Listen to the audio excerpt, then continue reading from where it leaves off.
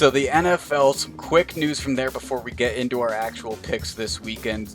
The only news that we really saw out of the NFL, really since Cam Newton getting signed, is that the preseason is officially going to be 2 weeks, according to sources at ESPN. They've effectively canceled their Week 1 and Week 4 schedules for the preseason, including the Hall of Fame game that would have been on August 8th. And this is some glimpses at the NFL's first signs of worry, in a sense, to their schedule, it seems.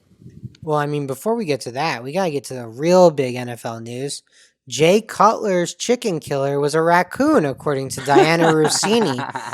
Now that that's off, we can finally get back to the 2-game preseason. And I think this is what everyone wants. I think people get bored with the 4 preseason games. It's not necessary.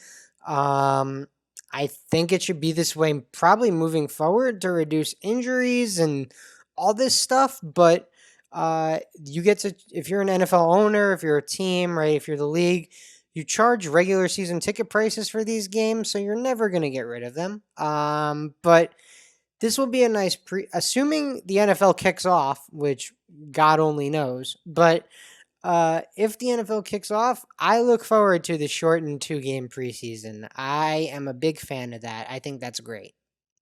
We will see. I agree. It has been a point of contention between the players and the owners for a while of trying to roll back those preseason games. And who knows, maybe this will be the start of actually implementing that if the owners can see that it goes well. Maybe there's higher attendance rates if there's only 2 preseason games that you can go to in August instead of stretching it out through 4 possibilities. Maybe the true fans that like the preseason games will fill up those stadiums for those 2 ones. Who knows? Yeah, But I think the truth of the matter is it all comes like Wu-Tang Clan said, cash rules everything around me. I think that's And becoming a theme of this episode. it is. And it's important to note because why is the NBA inviting non-playoff teams back?